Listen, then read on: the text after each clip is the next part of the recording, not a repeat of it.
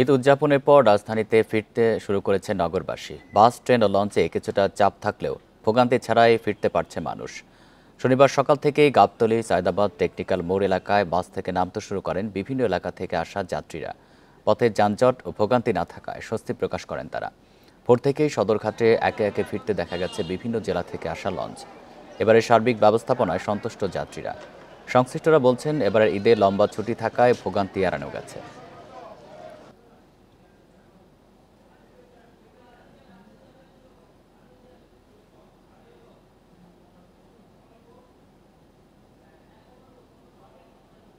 Bundle থাকলে প্রতি সেনমানিতে টাকা বাঁচবে। বিকাশ সেনমানি বান্ডেল কিনে জিতুন প্রতি লেনদেনে। এ নিয়ে আরও জানাতে রাজধানীর কমলাপুর রেল স্টেশন থেকে জানাচ্ছেন সহকর্মী আদিলুর রহমান। আদিলুর, ঢাকামুখী মানুষের চাপ কেমন রেলে দেখতে পাচ্ছেন? শিডিউল বিপর্যয় রয়েছে কিনা?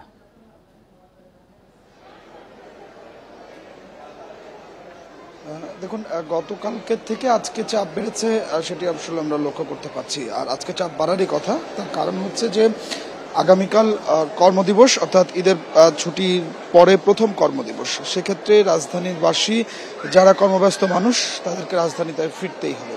আমরা দেখেছি যে গতকালকে বেশ কিছু যাত্রী বেশ চাপ ছিল, আজকে চাপটা অনেকটা আসলে বেড়েছে। সকালে এখন পর্যন্ত কমলাপুর রেল স্টেশনে 4 থেকে 5টি ট্রেন বিভিন্ন গন্তব্য থেকে এসেছে। বিশেষ করে সকালের দিকে চট্টগ্রাম এবং উত্তরবঙ্গগামী যে ট্রেনগুলো, সেই ট্রেনগুলো এর মধ্যে এসেছে। বেশ কয়েকটি ট্রেনে আমরা দেখেছি ভিড় লক্ষ্য করতে পেরেছি। তবে গতকালকের মতো আজকেও ঢাকা ছেড়ে যাওয়া বুড়িমারি এক্সপ্রেস এবং রংপুর এক্সপ্রেস, এই দুটি ট্রেন আজকেও শিডিউল বিপর্যয়ের মধ্যেই পড়েছে।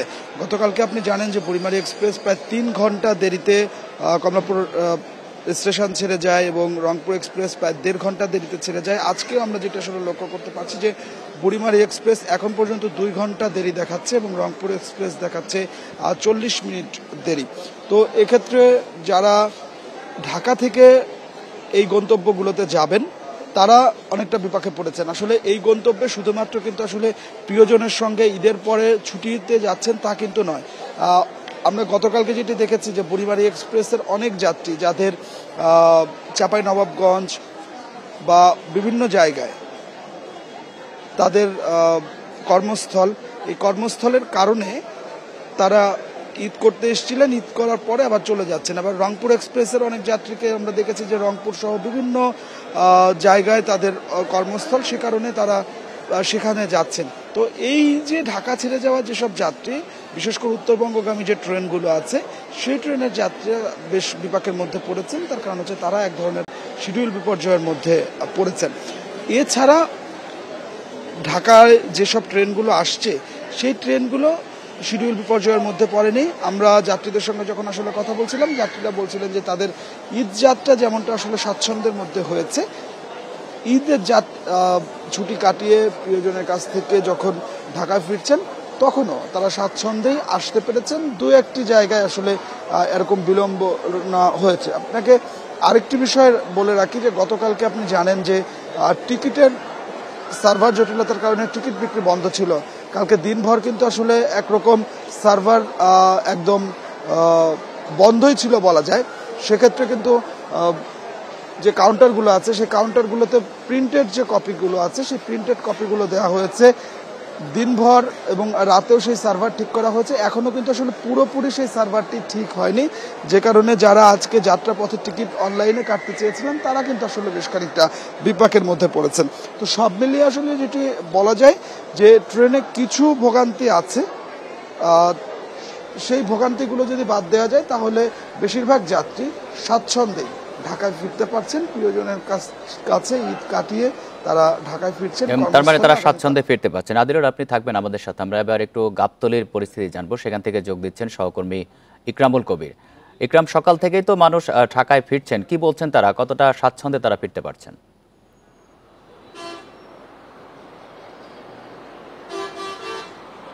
আদিল, যেমন ভোগান্তির যে অভিযোগটি তুলেছেন, তবে বাসের যারা যাত্রী যারা ফিরেছেন তাদের সঙ্গে কথা বলে সেই চিত্রটা সম্পূর্ণ অনেকটাই ভিন্ন পেয়েছি।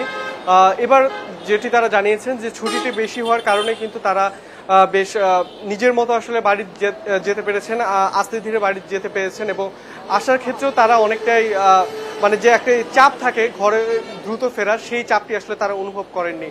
অর্থাৎ বিগত কয়েকদিন ধরে আস্তে আস্তে যাত্রীরা ঢাকায় প্রবেশ করায় চাপটি এবার অন্যান্য বাড়ির থেকে কম ছিল। এবং এখানে গাবতলীতে আমরা যতগুলো মানে বাস পৌঁছতে দেখেছি, প্রত্যেকটি অনেক যাত্রীর সঙ্গে আমরা কথা বলে দেখেছি যে তারা যেটি বলছেন যে অন্যান্য বারের থেকে এবারের চিত্র কিছুটা ভিন্ন। তারা যেটি বলেছেন যে অন্যান্য বার যে যাতায়াতে যে যাত্রা মানে ঢাকায় ফেরার পথে যে একটি ভোগান্তি থাকে, যে রাস্তায় যে যানজট, সেটি আসলে একদমই ছিল না বলা চলে। আর অন্যান্য সময় যেটি থাকে যে আপনার ভাড়া নিয়ে একটি অভিযোগ থাকে, সেই অভিযোগটা কিছুটা কম ছিল, তবে একদম ছিল না সেটি বলা যাবে না। এছাড়া অন্যান্য দিকে যে সার্বিক ব্যবস্থাপনা, বিশেষ করে আইন শৃঙ্খলা পরিস্থিতি যেটি একটি ভঙ্গুর অবস্থায় ছিল, আমরা রোজার আগেও দেখেছি, তো সেই জায়গা থেকে অনেকটাই উত্তরণ হয়েছে তারা দাবি করেছেন। এবং আমরা দেখেছি যে ঢাকার যে প্রবেশমুখ, সেখানে পুলিশের তল্লাশি রয়েছে, চেকপোস্টের মাধ্যমে বিভিন্ন সন্দেহভাজন যারা রয়েছেন তাদেরকে জিজ্ঞাসাবাদ করা হচ্ছে। তো যার ফলে তারা বলছেন যে আইন শৃঙ্খলা বাহিনী যে একটি কঠোর একটি পদক্ষেপ নিয়েছে যে এই ঈদ যাত্রাকে কেন্দ্র করে, সেটি আসলে প্রশংসার দাবিদার। তো সব মিলে যদি বলি, এবার এখন পর্যন্ত যারা প্রবেশ করেছেন ঢাকায় তারা বেশ পজিটিভ এই বিষয়টি নিয়ে। এবং বিকেল আজকে কিন্তু সারা দিনই কিন্তু চাপ বাড়বে, যেহেতু আগামীকাল কর্মদিবসের প্রথম দিন, ঈদ পরবর্তী। তো সেক্ষেত্রে এখানে যারা রয়েছেন তারা বলছেন যে এই চাপটি যেটি সকাল থেকে রয়েছে, সেটি সন্ধ্যা এবং রাত পর্যন্ত কিন্তু এই যাত্রীর চাপটি থাকবে। কমলাপুর এবং গাবতলী থেকে জানাচ্ছিলেন আমাদের সহকর্মীরা।